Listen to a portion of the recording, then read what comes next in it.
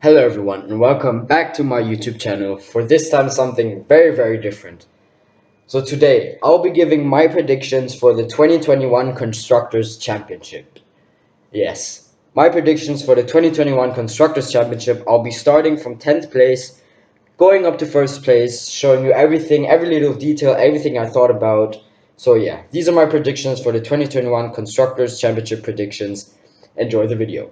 So yeah, in P10 I've put Haas F1 team just because the last year 2020 has been a really tough and difficult year for the Haas team.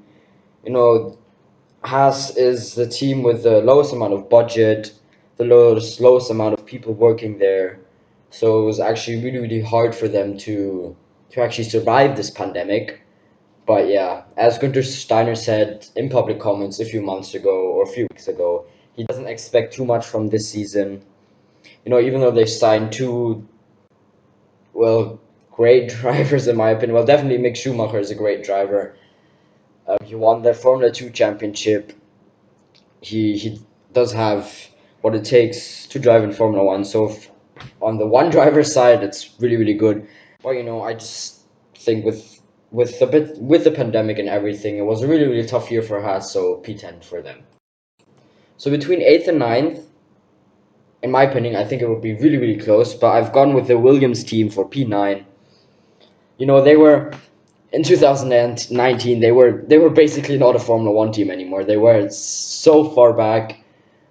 But the way they've developed, the way they've changed for 2020, they're really on the upwards trend.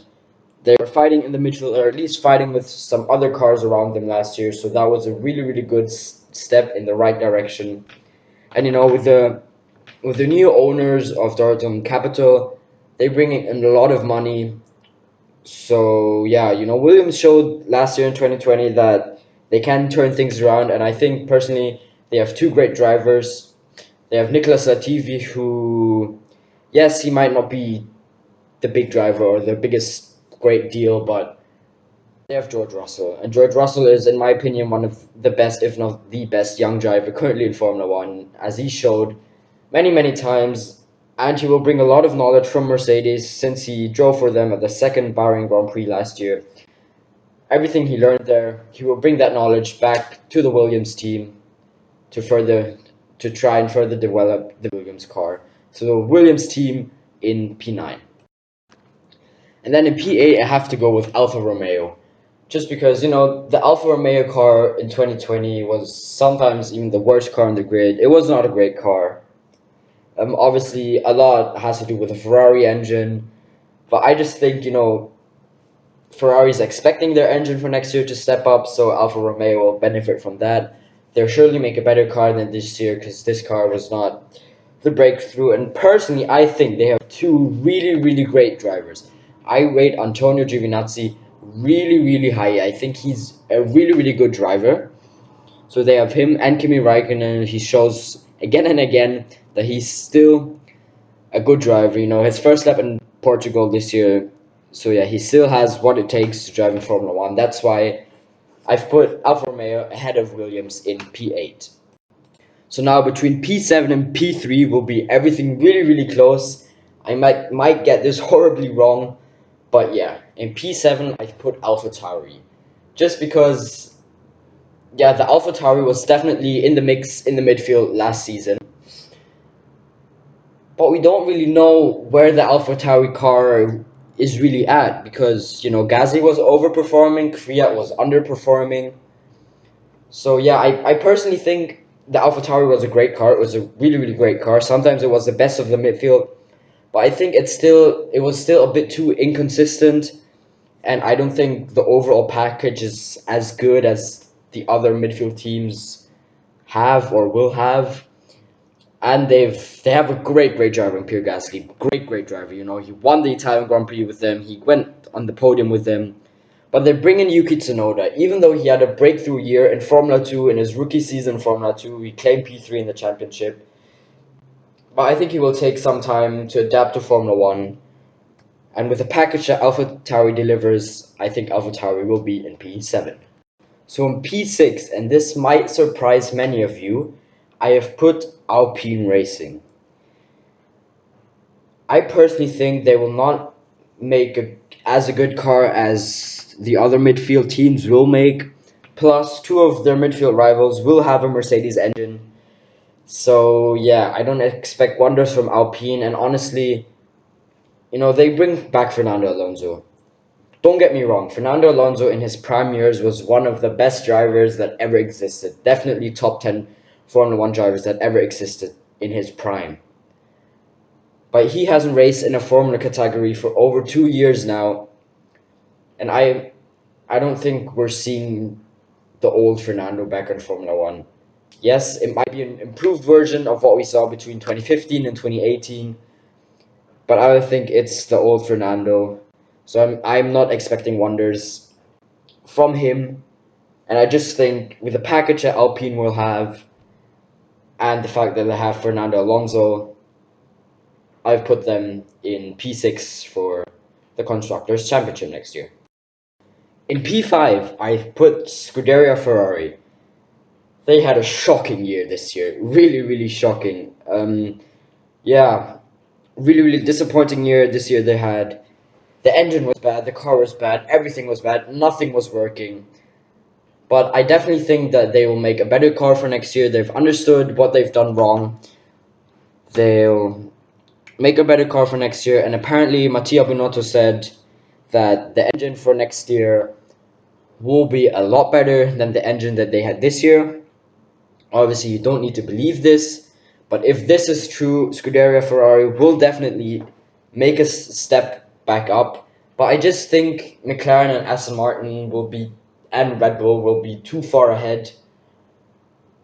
And personally, I think Carlos Sainz comes into the Ferrari team, and he will not be coming into the team going like, "Oh yeah, I'm coming here, going to be number 2 driver." No, he will fight for that number 1 driver. And I will not be surprised if Charles Leclerc and Carlos Sainz will come together a few times and a few sparks will fly. They're both young drivers, so yeah, don't count that out. So that's why I've put Scuderia Ferrari in P5. So between P4 and P3, I can never really decide. Sometimes I think, yes, this will be the order.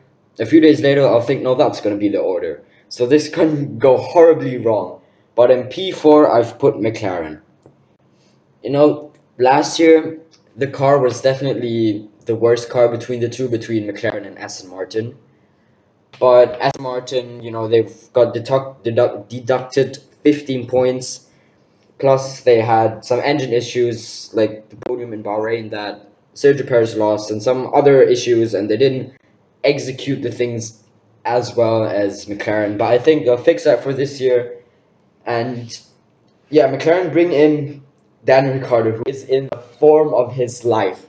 Bringing him in, that's definitely not a downgrade to Carlos Sainz.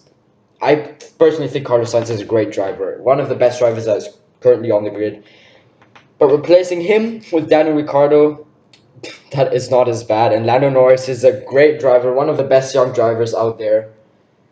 So yeah, the driver pairing is one of the strongest, if not the strongest, in Formula One right now. But I just think that Aston Martin will make the better step. And they've bring in Sebastian Vettel. They speak very, very highly about the car this year and their chances this year. That's why I've put Aston Martin in P3 and then McLaren P4. I think it will be really, really, really close. I expect McLaren to make a great car once again with the Mercedes engine. I think McLaren and Aston Martin will... I think maybe that they will get closer to Red Bull and Mercedes and slowly drift away from the pack with Ferrari, Alpine, and Alfa Tauri.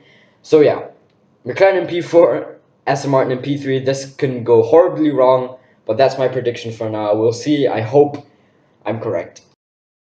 So now for the final two positions. So in P2, I've put Red Bull Racing. They bring in Sergio Perez for Alex Albon, and that is definitely a great, awesome move that they've done.